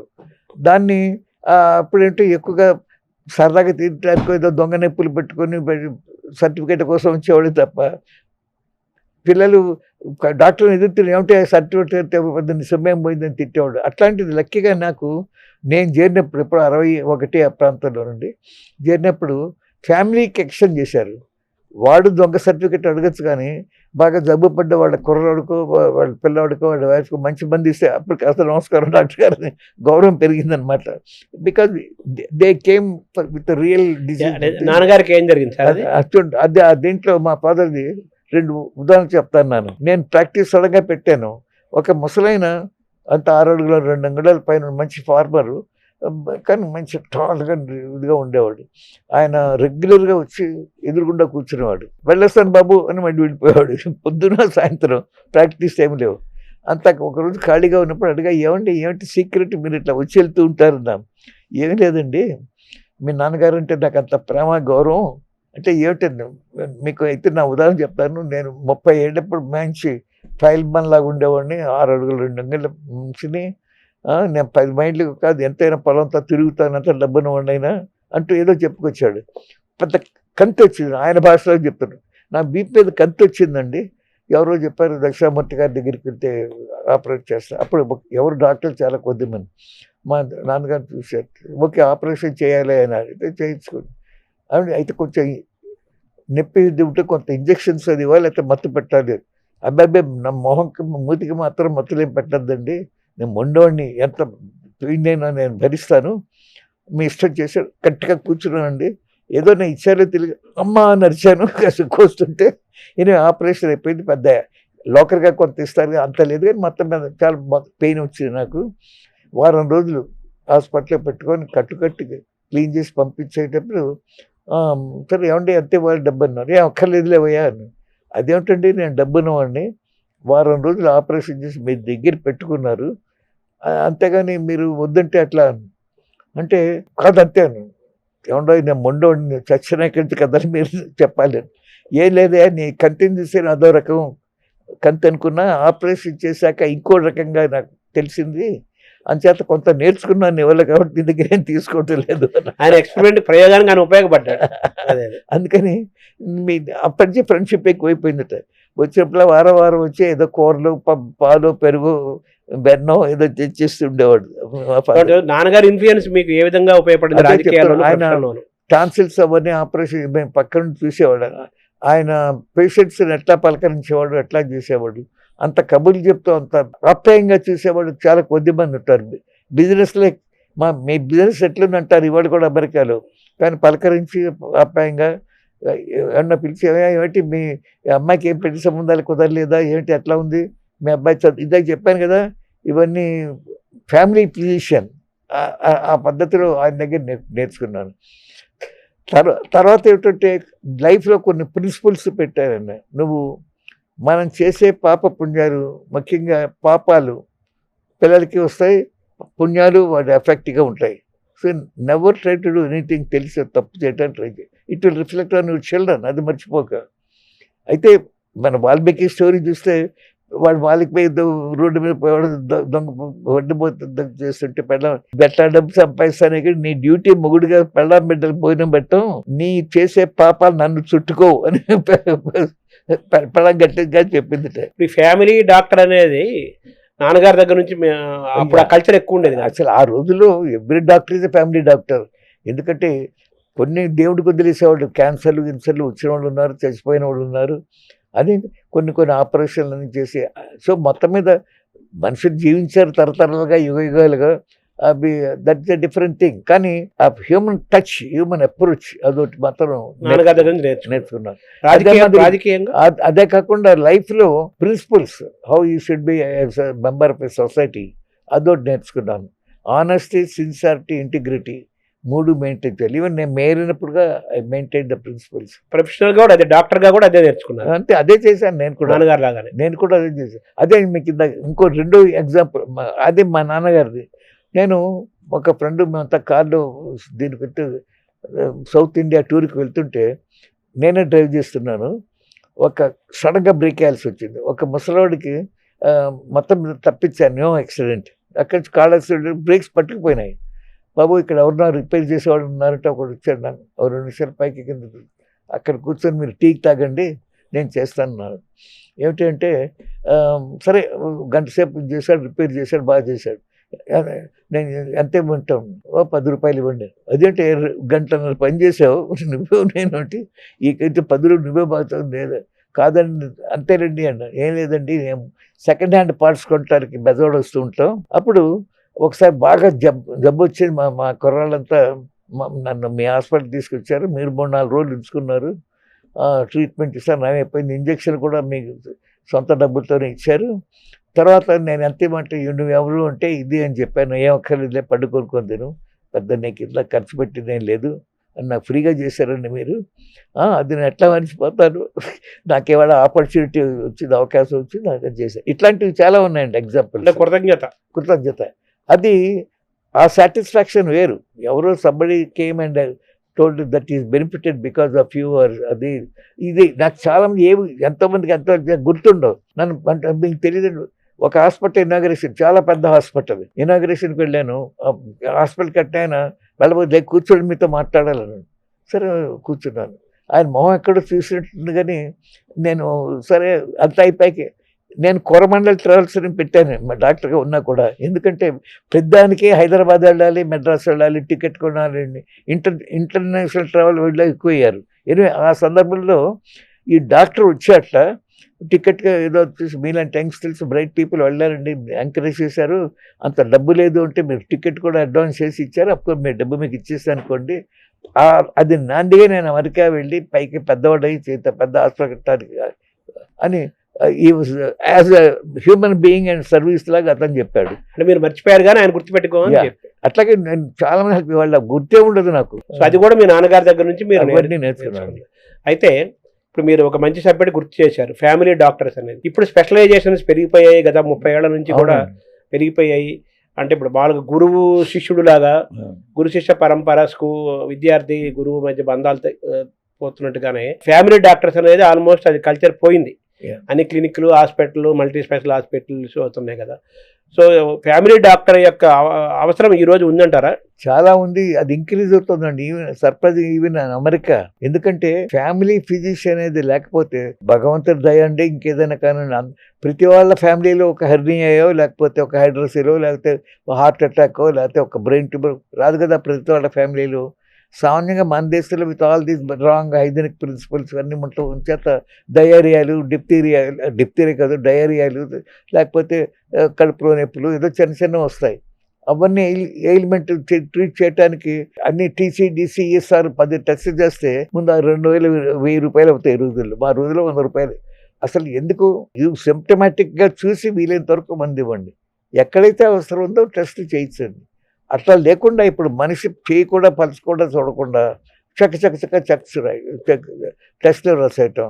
ఆ ల్యాబొరేటరీకి వాడికి లింక్ ఉంటుంది, వీని పంపిస్తే 100 రూపాయలు 10, 15, 20 డాక్టర్కి పంపిస్తాడు. ఇలాంటి సిస్టమ్ ఎక్కువైపోయిందండి. Now slowly people are all recognising yes అవసరం ఉంటే స్పెషలిస్ట్ దగ్గరికి వెళ్ళాలి. లేకపోతే అసలు అమెరికాలో స్పెషలిస్ట్ ఎప్పుడూ డైరెక్ట్గా చూడు, వాడిని ఎవరో ఒక క్లినికల్ ఫ్యామిలీ ఫిజిషియనో లేకపోతే ఇంటర్నల్ మెడిసిన్ వాడో రిఫర్ చేస్తే కానీ చూడు. అట్లా కొన్ని ప్రిన్సిపల్స్ వాళ్ళు మెయింటైన్ చేస్తారు. సో ఫ్యామిలీ డాక్టర్ కల్చర్ మళ్ళీ రివైవ్ అవ్వాలి, ఇండియా అవ్వాలి. కొంత అవుతుందండి. అయితే ఇంకా వెళ్తాను సూదిస్తే కానీ తగ్గదండి. ఎందుకే దీనికి సూది మంది ఇవ్వండి. అది కొన్ని నేను తిరుపతిలో ఉద్యోగం చేసేటప్పుడు ఒక క్వాక్ సెంటరే సైకిల్ మీద డాక్టర్ వస్తాడు. వాడు ఏంటి వారాలు చేసుకున్నట్టుగా ఒక్కొక్క పల్లెటూరులో ఓ రోజు ఉంటాడు. ఏదైనా 2 రూపాయలు ఓ ఇంజక్షన్ చేస్తాడు. అందరూ బీ కాంప్లెక్స్ నీళ్ళు చేస్తాడు గడవలు. వాడు ఆ రోజుల్లో రోజుకో 100 రూపాయలు. నేను గెజిటెడ్ ఆఫీసర్గా ఉద్యోగం చేసేటప్పుడు 450 రూపాయలు నా జీతం. ఇప్పుడెంత ఊహించండి, డాక్టర్ గవర్నమెంట్ హాస్పిటల్ డాక్టర్కి ఎంత జీతాలు. ఖర్చులు అట్లాగే ఉండే, అది వేరే విషయం అనుకోండి, అంత సింపుల్ కానీ. బట్ వాడు ఎక్కువ సంపాదిస్తాడు, 2 రూపాయలు. అసలు ప్రకృతి సగం ట్రీట్ చేస్తుంది మనిషిని. అంటే ఫ్యామిలీ డాక్టర్ వల్ల ఏంటండి వ్యక్తుల ప్రయోజనం, ఉపయోగం ఏంటండి? ఎందుకంటే నేను ఇందాక చెప్పానే 3 రకాల ఇవన్నీ వస్తాయి. నేను ఫ్యామిలీ డాక్టర్ అయ్యేటప్పటికి అనేక మంది వాళ్ళ యొక్క ఫ్యామిలీలో ప్రతి ఇష్యూలో నాకు తెలుస్తుంది. ఏమయ్యా నువ్వు అనవసరంగా కడుపు రావట్లేదు, జీతం వస్తుంది అంటే ఏ లేదు, వర్రీలు ఎక్కువైపోతున్నాయి, మా అబ్బాయి సరిగ్గా చదువులో రావట్లేదని, అవన్నీ తగ్గించుకో. ఇవన్నీ ఒక ఫ్యామిలీ డాక్టర్ చెప్పగలడు. వాళ్ళ హిస్టరీ, ఫ్యామిలీ హిస్టరీ అంతా తెలుస్తుంది వాళ్ళు. మోస్ట్ ఇంపార్టెంట్ అదేనండి. అది చాలా వరకు ట్రీట్మెంట్కి హెల్ప్ చేస్తుంది. సార్ ఇప్పుడు మీకు షుగరు, బీపీ లాంటివి అవేమి లేవా? ఉందండి, కొంచెం స్లైట్గా షుగర్ ఉంది, స్లైట్గా బీపీ ఉంది. బట్ ఇట్స్ వెరీ కామన్ ఈ ఏజ్లో. ఎలా మెయింటైన్ చేస్తున్నారు సార్? ఫస్ట్ ఆఫ్ ఆల్ నేను స్వీట్లు తిన్ను, కాఫీ షుగర్ లేకుండా తాగుతాను. అండ్ మోస్ట్ ఇంపార్టెంట్ డయాబెటీస్ బాగా నడవాలండి. నడిస్తే సగం షుగర్ కంప్లీట్ తగ్గిపోతాయి బాగా నడిస్తే. అది మోస్ట్ ఇంపార్టెంట్. ఇక బీపీ అన్నారు, ఇందాకే చెప్పాను నేను. సగం వెరీ నేమ్ సేక్ సీనియర్ డాక్టర్ని కన్సల్ట్ చేసి నేను ఉంటే ఏదో ఒక అరమాత్రం వేసుకోయా, ఏదో కాస్త బీపీకి షుగర్కి వేసుకోవడం తప్ప ఫిజికల్గా మనం తీసుకున్న చర్యల వల్ల షుగరు బీపీ సగం కంట్రోల్ అవుతుంది. పెద్ద టాబ్లెట్స్ అవి వాడకుండానే మనం తీసుకునే ఆహారము మన చర్యల వల్లనే మాక్సిమం తగ్గిపోతుంది. ఇప్పుడు చిన్న వయసులోనే వచ్చేస్తున్నాయి కదా బీపీలు షుగర్లు ఎక్కువగా. ఎందుకంటే ఈ జంక్ ఫుడ్ తినటం ఎక్కువైపోతుంది. అందులో నేను చెప్పినట్టుగా పెద్ద పెద్ద కంపెనీలో ఉండే జంక్ ఫుడ్ తింటే వేరే విషయం, కానీ రోడ్డు మీద మిరపకాయ బజ్జీలు, ఈ పకోడీలు, ఇలాంటి జంతికలు ఇవన్నీ చూస్తుంటే ఎక్కువ నూనె వాడి వాడి వాడి ఇట్స్ నాట్ గుడ్. ఎప్పుడైనా రోజు తీసుకొని పంపలు పడదు. మన శరీరంలో వాడు ఇందాకే చెప్పాను బాయ్స్ అన్నవాడు అసలు కలుషితమైనటువంటి వాతావరణం మధ్యలో మనం నివసిస్తున్నాం. రీజనబుల్గా గుడ్ హెల్త్ ఎలా చేయగలిగితే అదే గొప్పతనం దేవుడిచ్చింది. బికాజ్ వైట్ సెల్స్ నువ్వు యుద్ధం చేసి వచ్చిన క్రిమికీటకాలను చంపేసి మనం ఈ మాదిరి ఆరోగ్యంగా ఉంటే హెల్ప్ చేస్తున్నాయి. ఇప్పుడు అన్నం తినొద్దు అంటున్నారు. ఒక మన ప్రాంతానికి అన్నమే కదా అలవాటు. మనం అన్నం తినొద్దు అంటున్నారు, రకరకాలు అది అర్థం లేదండి. పచ్చళ్ళు తినొద్దు అంటున్నారు, అసలు అర్థం లేదు. నెయ్యి వాడద్దు అంటున్నారు. ఏదైనా తినొచ్చు అంటే అది జీర్ణం అయ్యేట్టుగా చేసే చర్యలు తీసుకోవాలి. ఎక్కడ ఫుడ్ అక్కడ అవసరం. ఇప్పుడు కొన్ని చోట్ల చేపలు ఎక్కువ తింటారు, కొన్ని చోట్ల అది ఎక్కువ దొరికితే మన దీనికి సర్వైవల్కి చేపలు ఒక్కో ప్రాంతానికి ఒక్కొక్క ఫుడ్ ఉంటుంది. అందుచేత ఏది అతిగా తినకూడదండి. స్వీట్ కూడా చక్కగా తినచ్చు ఎప్పుడన్నా ఒకటి, అంతేగాని ఊరికే తింటూ కూర్చుంటే ఎట్లా అండి. సరే, ఈ స్పిరిచువల్ దైవభక్తి, ఈ స్పిరిచువల్ ప్రాక్టీసు, ధ్యానము, దీనివల్ల హెల్త్ ఇంప్రూవ్ అవుతుంది. చాలా చాలా అవుతుందండి. ఎలా సైంటిఫిక్ ఎలా చెప్తారు? ఎందుకంటే ఈ స్పిరిచువల్గా ధ్యానం చేసినా సరే, ప్రార్థన ఆ మైండ్ని ఈ వర్రీల నుంచి పక్కన పెట్టి తోసేస్తుంది. వర్రీలు అది అలవాటు అయిపోతుంది.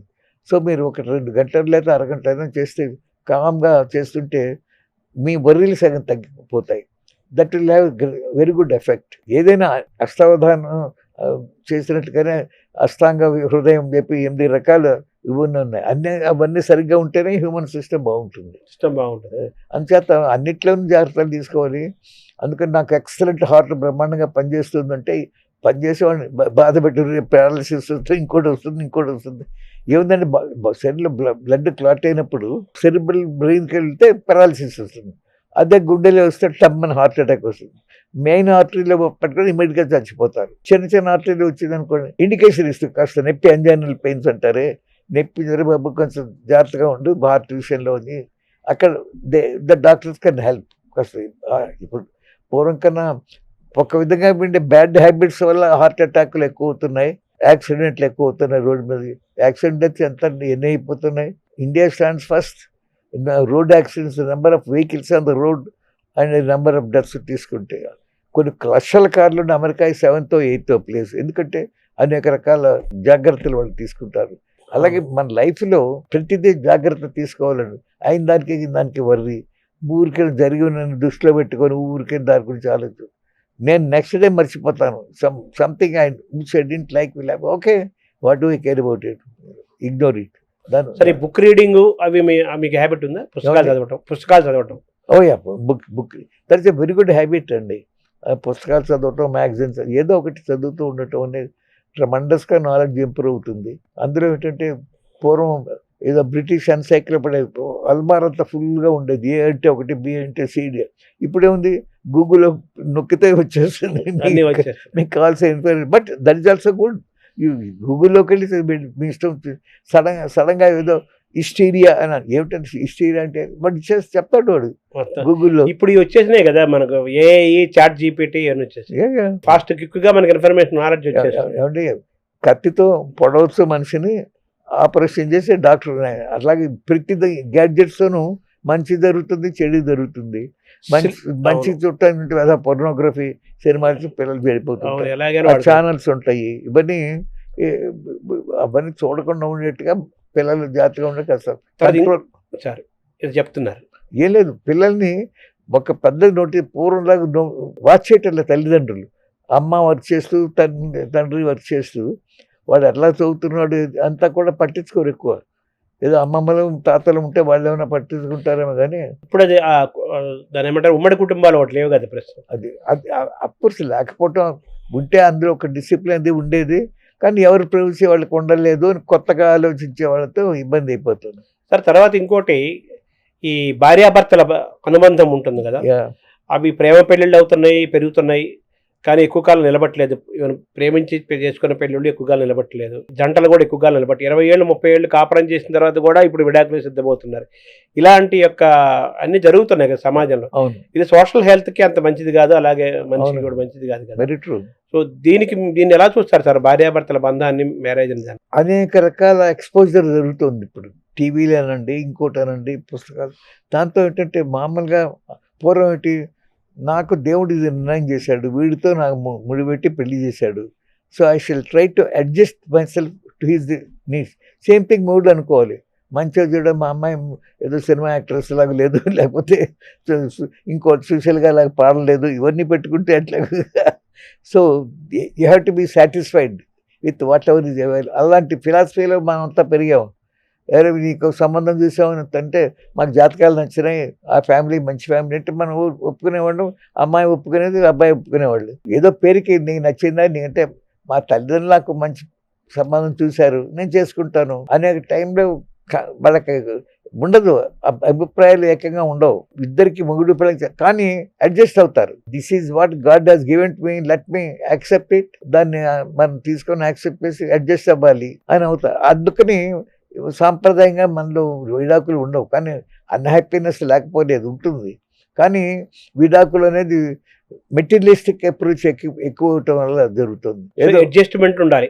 ఎంత ఫిజికల్గా మెటీరియలిస్ట్గా చూస్తారంటే, ఈ మొగుడు ఇంత మంచోడు కానీ వాడు గురకనే భరించలేకపోతున్నాను అని చెప్పి చిన్న చిన్న వాటికి డైవర్స్ చేస్తూ ఉంటే ఎట్లా?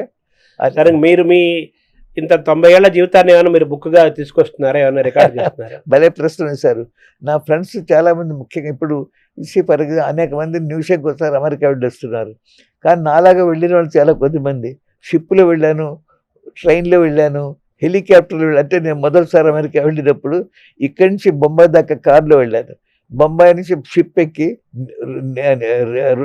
నేపిల్స్ అవన్నీ చూసుకొని, అరబ్ కంట్రీస్ చూసుకొని రూమ్కి వెళ్ళాను. సారీ, నేపిల్స్ వెళ్ళాను. నేపిల్ నుంచి షిప్ రూమ్కి వెళ్ళదు కాబట్టి అది దిగేసి కారు ఎక్కాను, రైలు ఎక్కాను. అక్కడి నుంచి ప్యారిస్ నుంచి లండన్ రైలు. అక్కడ ఇది కూడా బోట్ మీదకి వెళ్ళి అవతలకి వెళ్ళాలి. బికాజ్ లండన్ నుంచి న్యూయార్క్ వేరే చూసేవి లేదు కాబట్టి విమానంలో వెళ్ళాను. అక్కడ న్యూయార్క్ నుంచి అప్పుడు ఐడిల్వుడ్ ఎయిర్పోర్ట్ అనేవాళ్ళు, ఇప్పుడు కెనడా ఎయిర్పోర్ట్ అంటారు. న్యూయార్క్ ఎయిర్పోర్ట్కి హెలికాప్టర్లో వెళ్ళాను. ఎవరు చేయగలండి ఇవన్నీ ప్లాన్? అంటే నేను అప్పుడు తిరుపూర్లో ఉద్యోగం చేస్తూ ఈ టీడబ్ల్యూలో అక్కడ పనిచేసేటువంటి వాళ్ళు నాకు ఫ్రెండ్స్ ఉండటం వాళ్ళందరి సహకారంతో చేశాను. So wonderful experiences. స్పుట్నిక్ చూశాను మొదటిసారి. అంటే ఫస్ట్ రష్యా వాళ్ళు పంపించిన స్పుట్నిక్ నేను షిప్లో బయలుదేరిన టైంలో ఉన్న క్యాప్టెన్ అనౌన్స్ చేశారు, అందరు రండి రూఫ్కి. అక్కడ స్పుట్నిక్ వెళ్ళి అట్లా తిరిగేది. అవన్నీ అలాంటి ఎక్స్పీరియన్స్లన్నీ వచ్చేటప్పుడు టోటల్గా అమెరికా నుంచి ఇండియాకి షిప్లో వచ్చాను. అంటే ఏమిటి, భూమి గుండ్రంగా ఉందని నాకు నేను ప్రూవ్ చేసుకుంటున్నాను అనమాట. బెజావర్ నుంచి పడమర వెళ్ళి, పడమరలో బొంబాయి వెళ్ళి, బొంబాయి నుంచి యూరోప్ చూసుకుంటూ లండన్ వెళ్ళి, అక్కడి నుంచి ఈస్ట్ కోస్ట్ ఆఫ్ అమెరికాకి వెళ్ళాను. ఇది వెస్ట్కి వెళ్తూ. ఎంత టైం పడిందండి అమెరికా నుంచి ఇండియా? అమెరికా నుంచి రావడానికి ఆగస్టు జూన్ 24 నేను బయలుదేరితే ఆగస్టు 9th మెడ్రాస్లో తేలాను. అంటే షిప్లు కూడా మారి ఇలాంటివన్నీ చాలా ఇంట్రెస్టింగ్ ఎపిసోడ్స్ ఉన్నాయి. అలాగే మేయర్గా ఉన్నప్పుడు కూడా చాలా ఎపిసోడ్స్ ఉన్నాయి. ఒక ఐఏఎస్ ఆఫీసర్, ఆయన గోదావరిలో జిల్లాలో పనిచేసి, ముఖ్యంగా వీళ్ళు ఉంటారు ట్రైబల్ పీపుల్. బ్యూటిఫుల్ బుక్ రాశారు, గోదావరి గాథలో అని. అలాగే నా 3 ఏళ్లలో మంచిగా బుక్ రాశానండి. మీరు మీ అనుభవాలు మేయర్గా కానీ ఇంకోటి కానీ లైఫ్లో తప్పకుండా నేను అంత కాకపోతే రోజు పెట్టి 200 ఉన్నాయి. చిన్న దాని మించి ఎలా రాస్తారు, పాయింట్స్ నోట్ చేసి గుర్తుప్పుడు రాయాలని వాడిని ఎలాబరేట్ చేసి బుక్గా తీసుకురావాలి. ఫోటోలు కూడా ఉన్నాయా? పాతవి కొన్ని ఫోటోలు చాలా వరకు ఉన్నాయండి. అదే కొన్ని ఏంటంటే ముఖ్యంగా నా ట్రిప్లోది నేను దీనికి వెళ్ళినప్పుడు న్యూయార్క్లో పెట్టుకొట్టేశారు ఎవడు, అదో పెద్ద స్టోరీ. ఇప్పుడు మీకు ఎంత వయసు ఉంటుంది సార్ మీరు షిప్లో అమెరికా వెళ్ళి వచ్చినప్పుడు? నాకు 27 ఎంతోనండి, అంతే. 3 ఏళ్ళు ఉన్నాను అక్కడ. 55 ఆ ప్రాంతం.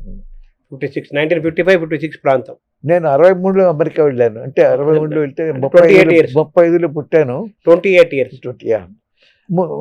60 ఏళ్ళలో తిరిగి వచ్చానండి. అందుకే 63లో మా అబ్బాయి పుట్టాడు అమెరికాలో, 67లో ఇండియాలో మా అబ్బాయి. ఇప్పుడు జంధ్యాల అనేది ఇంటి పేరు బాగా మన ప్రసిద్ధమైన ఇంటి పేరులో జంధ్యాల ఒకటి. ఇప్పుడు మన జంధ్యాల ఆయన సినిమా డైరెక్టర్ జంధ్యాల ఉన్నారు, అలాగే జంధ్యాల గౌరీ శంకర్ గారు ఉన్నారు, అవునా, ఇలా రకరకాలు ఉన్నారు కదా. వాళ్ళు మీది ఒరిజినల్ ఏ ఊరు సార్, నేటివ్ ప్లేస్? మాది కొల్లూరు. మా జంధ్యాలది. ఇప్పుడు జంధ్యాల రవిశంకర్ ఉన్నాడు చూసారా, వీళ్ళంతా మాకు చుట్టాలు కూడా అవుతారు. నాకు నెంబి అవుతాడు అతను. కొల్లూరు అంటే గుంటూరు జిల్లా. గుంటూరు జిల్లా. కానీ మా తాతగారు, మా నాన్నగారు మైగ్రేట్ అయ్యి లాయర్గా పనిచేశారు అక్కడ మచిలీపట్నంలో. కానీ చివరి రోజుల్లో మా అబ్బాయి అక్కడే పుట్టారు, కానీ మచిలీపట్నంలో కృష్ణా నదీ తీరంలో ఉండాలి, బెజవాడకు వచ్చేసారు. వచ్చిన 2 ఏళ్ళకి ఆయన చచ్చిపోయారు. బట్ మా ఫాదరు వాజ్ ఇక్కడ ఎడ్యుకేషన్ అంతా కేఎల్ రావు గారు, మా నాన్నగారు అందరూ కలిసి చదువుకున్నారు. So good friends. అట్లా అయితే గుంటూరు జిల్లా కొల్లూరు నుంచి మచిలీపట్నం నుంచి విజయవాడకు వచ్చేసాం. తర్వాత అండి ఇప్పుడు మన జంధ్యాల ఫిలిం డైరెక్టర్ అదంతా చాలా మాది గోత్రం అంతా ఒకటే, దూరపు రిలేషన్షిప్ ఉంది. బట్ కరుణశ్రీ ఉండి జంధ్యాల పాపేశ్వర గారు డిఫరెంట్, వాళ్ళ గోత్రం వేరు, మా గోత్రం, మాది శానల్ గోత్రం, వాళ్ళది వేరే ఉంది. అలాగే జంధ్యాల హరినారాయణ గారిని ఐఏఎస్ ఆఫీసర్, ఆయన గోత్రం కూడా వేరు. అంటే జంధ్యాలలో చాలా గోత్రాలు కూడా ఉన్నాయి. ఇంటి పేరు ఒకటే కానీ గోత్రాలు వేరే వేరే. మీ పిల్లలందరూ డాక్టర్స్ ఏనా మొత్తం అందరూ? 5 అబ్బాయిలు, నేను ఒక్కడే డాక్టర్. అవునా? తర్వాత ఏమో నాకు ఒకడే కొడుకు, వాడు డాక్టర్. మా అమ్మాయి కొడుకు ఒకటి, వాడు డాక్టర్ అయ్యాడు. సో మీ నాన్నగారి దగ్గర తర్వాత మీరు, మీ తర్వాత మా అబ్బాయి 3 డాక్టర్లు, 3 generations. తర్వాత మా అబ్బాయికి మాత్రం కొడుకు డాక్టర్ అవడానికి ఇంట్రెస్ట్ చూపించలే. సో వాడికి ఒకటే కొడుకు, కానీ మా అమ్మాయి కొడుకు డాక్టర్ అవుతున్నాడు. మీ హ్యాబిట్స్ అంటే ఏమేమి ఉన్నాయి సార్ అదర్ దాన్? హ్యాబిట్స్ అంటే నేను అలవాటు ఉంటూ ఇది చెయ్యాలని లేదండి. ఏదైనా ఏమి చేయకపోయినా నాకే మార్పు ఉండదు. కొందరు కాఫీ తాగబోతే తలకాయ నొప్పులు, ఏదో డ్రింకులు తాగుతా ఆల్కహాలిజం, లేకపోతే ఎక్కువ తాగుతా, ఇలాంటివన్నీ ఉంటాయి. నేను నా ప్రిన్సిపల్ మా నాన్నగారు చెప్పింది. ఫర్ ఎగ్జాంపుల్ 1948లో బెజవాడలో క్రికెట్ నేనే ఇంట్రడ్యూస్ చేశాను. సో అయితే ఎందులోనూ ప్రవీణ్ అక్కర్లేదు, సరదాగా అన్ని గేమ్లు నేర్చుకోవాలి. టెన్నిస్ నేర్చుకున్నాను, బిలియర్డ్స్ నేర్చుకున్నాను, టేబుల్ టెన్నిస్ నేర్చుకున్నాను, బ్యాడ్మింటన్ నేర్చుకున్నాను. ఇందులో ఏదో ఛాంపియన్ అయ్యి రిప్రజెంట్ ఇప్పుడు అనుకోలేదు, but I want to learn for fun. అలాగే అదొక. So even now I like cricket, so many things. బాగా చేస్తుంటారు మ్యాచ్లు అన్నీ కూడా. కాఫీ హెల్త్కి మంచిదేనా? కాఫీ ఏదైనా ఇందాకే చెప్పాను, మన శరీరం ఎంత వండర్ఫుల్. ఏది తీసుకున్నాం, ఈ కలుషిత వాతావరణం ఈ మాదిరి ఆరోగ్యంగా ఉన్నా ఉంటే మన శరీరం ఫైట్ చేస్తుంది చెడుని. అందుకని ఈ చెడుని ఫైట్ చేయాలంటే మనం ఏ హ్యాబిట్ లేకుండా సరదాగా ఏదైనా తీసుకోండి, నథింగ్ విల్ హ్యాపెన్. ఇప్పుడు మాల్ అక్కినేని నాగేశ్వరరావు గారు, ఆయన కూడా బైపాస్ అయింది అట్ ది ఏజ్ ఆఫ్ 50. తర్వాత ఆయన దాదాపు బైపాస్ అయిన తర్వాత కూడా 40 years చాలా హెల్తీగా జీవించారు. చివరిలో ఏదో క్యాన్సర్ వచ్చింది, but very long and very healthy life, చాలా యాక్టివ్గా ఉండేవారు. ఆయన ఏమో అంతకుముందు నాకు డ్రింక్ అలవాట్లేదు, తర్వాత నేను లైట్గా రోజు డాక్టర్స్ అడ్వైజ్ ప్రకారం ఒక 90 ml ఏదో చెప్పేవారు. బ్రాందీ తీసుకునేవాడిని, అది హార్ట్కి మంచిది, బ్లడ్ సర్క్యులేషన్ అది ఇది అన్నారు అని ఆయన చెప్పేవారు, ఆచరించారు. అలా కొంతమంది ఏమంటారంటే ఈ రెడ్ వైన్ అది మంచిది, ఒక ఏజ్ తర్వాత హార్ట్కి మంచిది ఇలా అంటుంటారు కదా. మీరు ఒక డాక్టర్గా అలాగే సోషల్ డ్రింక్ కూడా ఉంది కదా, దీన్ని ఎలా చూడాలి సార్? హెల్త్కి దీనికి లింక్ ఏమైనా ఉందా? మంచి ప్రశ్న వేశారు. ఇందాక చెప్పినట్టుగా ఎనీథింగ్ ఇన్ ద లైఫ్ ఒక హాబీలా కాకుండా సరదాగా ఎప్పుడైనా తీసుకుంటే, ఫర్ ఎగ్జాంపుల్ నేను బైపాస్ చేసుకున్నాను, రిమార్కబుల్గా రికవర్ అయ్యాను. అమెరికాలో చేసుకున్నాను అనుకోండి. డంటర్ కూలీ చాలా పెద్దవాడు, ఆయన శిష్యులు నాకు చేశారు అన్నమాట. అప్పుడు వాళ్ళని అడిగాను, వాళ్ళు చెప్పారు నీ రికార్డు బట్టి A+1 అప్పుడు మేరుగా ఉన్నాను, అంత బాగానే ఉంది, ఏదైనా చేయదలుచుకుంటే హుషారుగా చేసేయండి, బట్ టైర్ అయిపోతే మాత్రం ఇది వాళ్ళ పూర్తి చేసి కానీ నిద్రపోయిన మర్చిపోండి. Let heaven fall on earth, give it up that day, relax. ఇలాంటి కొన్ని ఏది పట్టుదలతో చేసే ఉండకూడదు. అంటే ముఖ్యంగా ఆపరేషన్ చేసుకునేవాడు దాన్ని అన్ని okay, you don't smoke, very good. That smoking is really bad. ఎందుకంటే లాంగ్ రన్లో లంగ్స్ స్పాయిల్ అవుతాయి, హార్ట్ అటాక్. మరి పేపర్ అందుకని గవర్నమెంట్ బ్యాన్ చేసింది, అన్నీ కూడా చేసింది. అలాగే ఆల్కహాల్ని కూడా అడ్వర్టైజ్మెంట్ని బ్యాన్ చేసింది. ఆల్కహాల్ కూడా నుండి ఒకటి సప్తవ్యసనాల్లో అదొకటి. ఋషులు కూడా ఏం చెప్పారంటే సప్తవ్యసనాలు బారి పడకుండా మమ్మల్ని కాపాడు ఆ స్ట్రెంత్ ఇవ్వద్ది అన్నారు, కానీ సప్తమ తీసేద్దరు అట్లా. అదే, దేవుడికి ఆ శక్తి లేదు. అదే. చేత సప్తమ వ్యసనాలకి బాధ కాకుండా ఉండే శక్తిని మమ్మల్ని అడిగారు. అలాగే ఇప్పుడు ఆల్కహాల్ ఉందనుకోండి, ఇందాక డాక్టర్ చెప్పిన నాగేశ్వర నాకు వీళ్ళు ఎదురు చెప్పారు, ఎనీ గుడ్ క్వాలిటీ చిన్న మోతాదులో కొంచెం రోజు తీసుకున్నా కూడా సర్క్యులేషన్ పెరుగుతుంది, వెసల్స్ క్లీన్ చేస్తుంది. అదే మన కార్డియాలజిస్ట్ డ్రింక్ తాగినోడు అబ్బాయి తాగద్దు అంటాడు. కానీ చాలామంది cardiologist they take a small drink. చాలామంది ఎందుకు తీసుకుంటారు, మీరు అమెరికా దేశంలో ఆఫీసర్స్ వాళ్ళ ఆఫీసులో తీసుకుంటూ ఉంటారు. అంటే డ్రింక్ అంటే బ్రాందీ, విస్కీ, వైన్ అంటే ఇలాంటివి ఉన్నాయి కదా, ఏది ఇంతే కదా, ఇందులో అన్నిట్లోకి రెడ్ వైన్ మంచిది అంటారు గుండెలకి దానికి. బట్ మిగతా ఆల్కహాల్ కూడా స్మాల్ డోసెస్ ఏం డ్యామేజ్ జరగదండి. Anything will not happen. Even smoke ఏదో సోషల్ ఒక ఎప్పుడో సిగరెట్ తాగారు, నథింగ్ విల్ హ్యాపెన్. కానీ రెగ్యులర్ రోజుకు 2 ప్యాకెట్లు 1 ప్యాకెట్ డెఫినెట్లీ ఏదైనా అతి ఏదైనా మంచిది కాదు. అతిగా ఉండకూడదు. ఏదో ఒక నియమం ఉంటే ఏదైనా కంట్రోల్లో ఉండాలండి. Nothing will happen. Final God ఇప్పుడు వివేకానంద చిన్నప్పుడు చచ్చిపోయాడు, ఆదిశంకర్ చిన్నప్పుడే చచ్చిపోయాడు, వాడు కారణ జన్మలు ఆ పర్పస్ కోసం వాళ్ళ సప్తవ్యసనాలతో చచ్చిపోలేదు అది. Thank you very much sir. I must thank you అండి. చాలా పాత విషయాలన్నీ మనం మాట్లాడుకున్నాం. అంటే మొత్తం అంతా సహజంగా మాట్లాడుకుంటూ మీ ఆరోగ్య రహస్యాలు, తద్వారా మనిషి ఆరోగ్యంగా ఉండాలంటే ఏమేం చేయాలి, ఏమేం చేయకూడదు, ఎలా ఉండాలి, ఎలా ఉండకూడదు, మీ జీవితాల నుంచి తెలుసుకునే ప్రయత్నం చేశాం. నమస్కారం. నమస్కారం అండి.